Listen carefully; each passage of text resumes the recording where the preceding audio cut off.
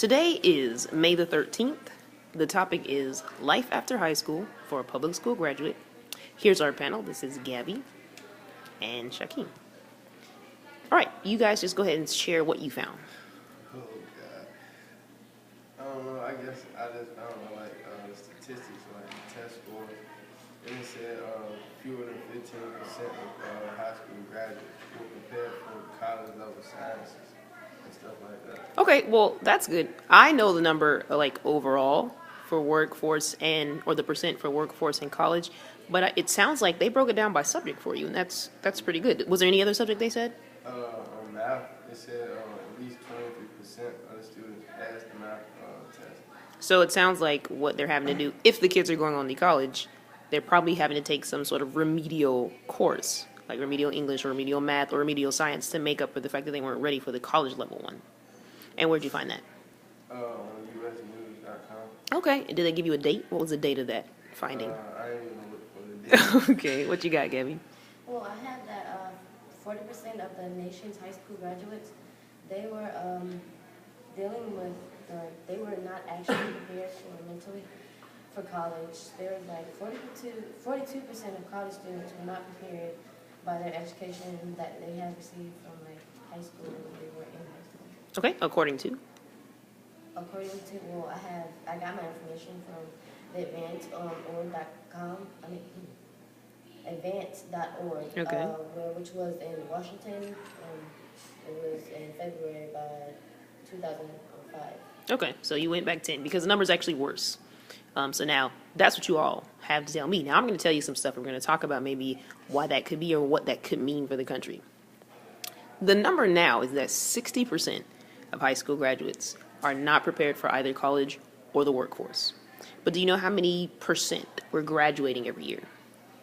It was I think I seen it, it was a few million, students that was graduating high school. Right. Now, I'm glad that you did numbers because statistics can trick us. The percentage, the national average is that 81.5%. So we're graduating around the country about 81.5%. Virginia is higher than the national average. Virginia is graduating 84%. But we're looking at those numbers, that's our percentage, and yet only 60% of these people that are graduating, they're not ready. So what's the problem? What are we doing in schools that's not prepping the kids for anything useful? I don't know. I guess it's just students and what they do, what they time that they're in school. That depends on whether they get preparation or not. Okay, so it could be a problem with the students. Well, if they're learning if they're actually paying attention to what the things that they need to know. Okay, so we can look at it from the student angle, but you know what? I'm not willing to just blame the students. Let's back up and think about the curriculum. What do you want to do? I want to do music or business.